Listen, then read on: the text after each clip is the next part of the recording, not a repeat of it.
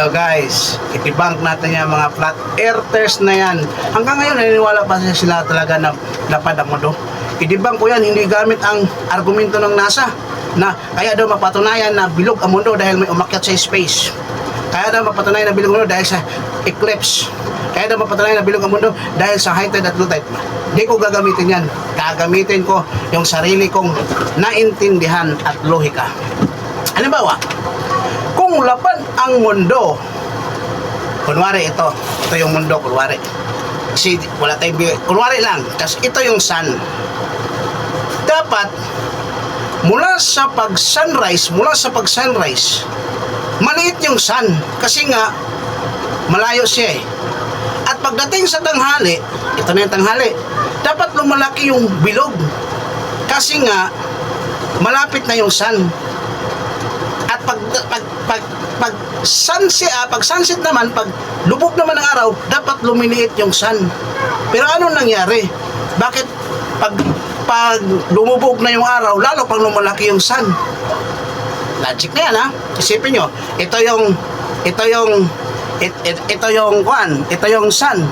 Pag lumalayo yan siya, mula dito, lumiliit siya. Lumiliit. Kasi nga, yun ang paniwala ninyo eh. Ang paniwala kasi ng flat earthers, ang sun umiikot lang sa lupa. Umiikot. Ngayon, dapat, kung umiikot lang siya sa lupa, dyan, dapat pagdating sa tanghali, yung bilog ng sun lumalaki. Kasi mula sa malayo, di ba? Bakit ganun pa rin yung hugis ng sun, ang bilog niya, ganun pa rin ang nakikita natin. Pero bakit pag lumalayo, mas lalo pang lumalaki? Tapos gagawin niyo yung pilosopo dahil madilim na daw kaya lumalaki yung liwanag. Hindi, di pa rin yan ang sagot. Kasi nga, habang lumalayo yung bilog, lumiliit siya. Ibig sabihin, dapat ang pag-sunset, pag-alis ng sun, pagpapalayo ng sun, dapat mula sa malaking bilog, dahan-dahan siyang lumiliit. Kasi lapad nga ang mundo eh, sabi nyo eh. Dapat hindi nakaganon. Eh, ang sun gumaganon eh. Ito yung lupa. Eh, ganito ang nangyayari.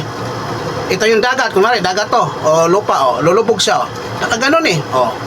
Nakaganon, hanggang mawala. Kasi nga bilog. Kasi kung hindi ganon ang paglubog ng sun, pag ganon ang lubog ng sun hanggang hindi siya makita, lalayo hanggang liliit, lapad yun. Yan ang isa pang halimbawa kung bakit bilog ang mundo. Pangalawang halimbawa, signature ng larawan ng moon. Ako ito kunwari, ito yung moon. Yan, ito yung marunong mag-drawing eh. Ito yung moon, kunwari. Tapos, ngayon, gagawin natin itong bilog. Yan ba ha? Yan, kita na, kunwari, dito yung marunong, yan, kasi ito yung marunong eh. Dito yung marunong mag-edit kasi ng video. Ito, kunwari, ito yung moon. Yan.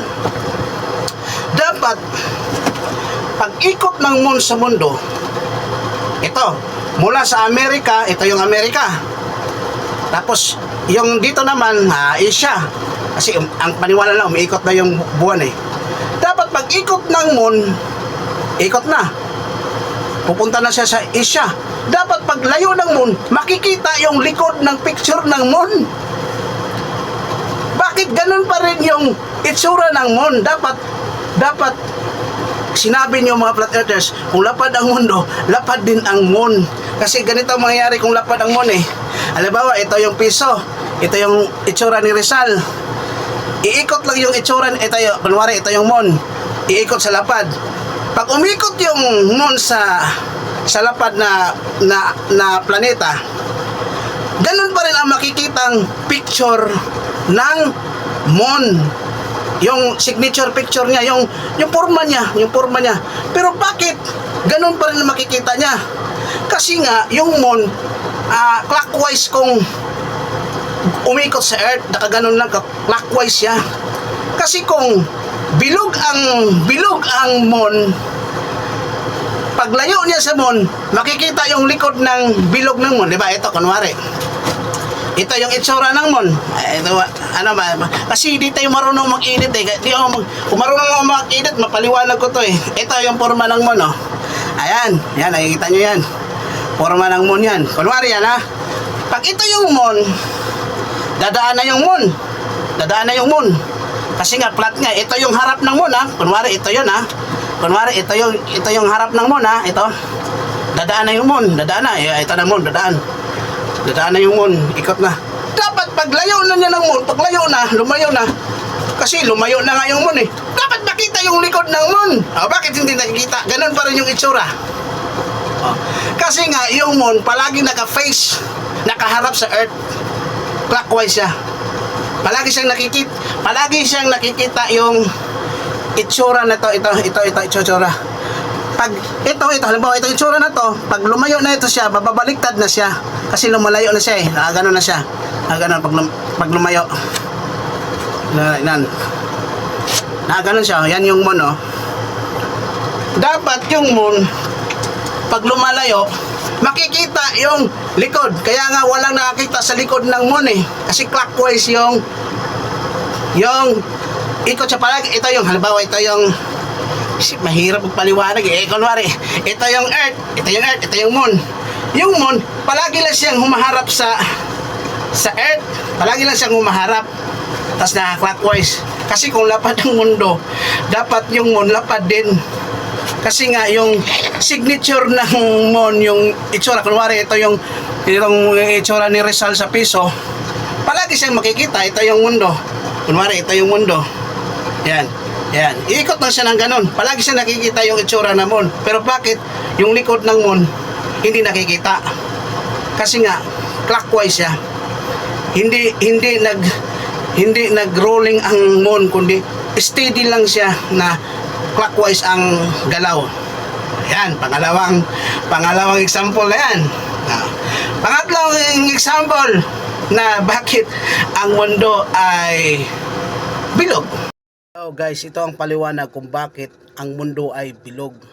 Ito ang paliwanag ko.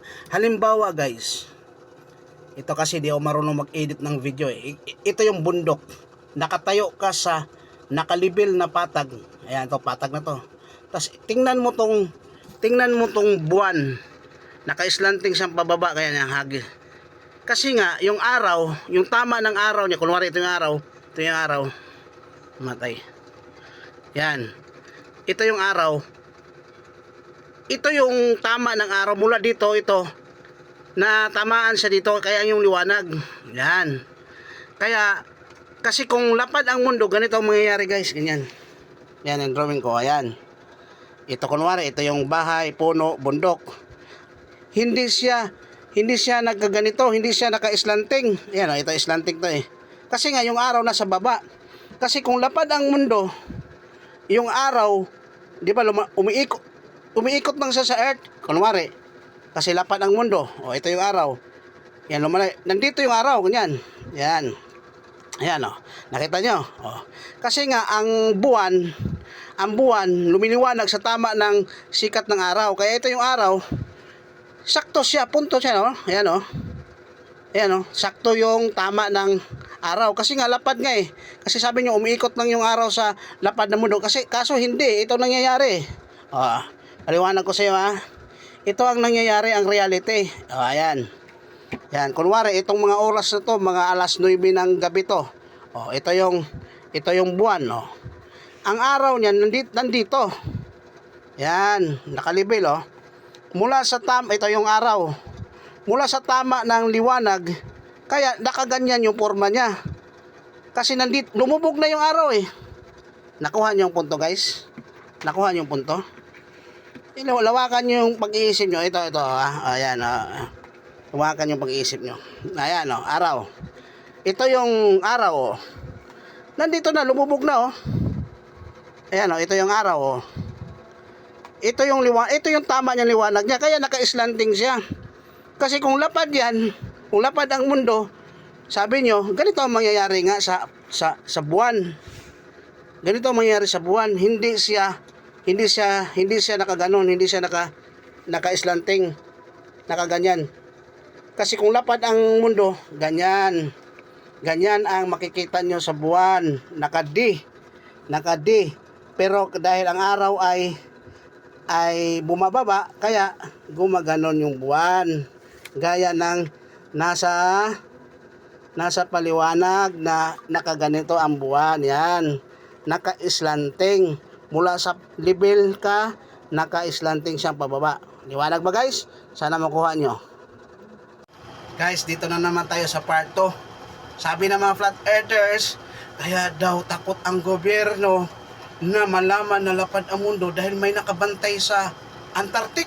Mga sundalo daw. Hindi daw basta-basta mapasok dahil marami daw mga sundalo nakabantay. Ito, napakaliit talaga utak ng mga flat earthers. Ito paliwanag. Ito yung mapa ng flat earthers. Yan. Ito Antarctic.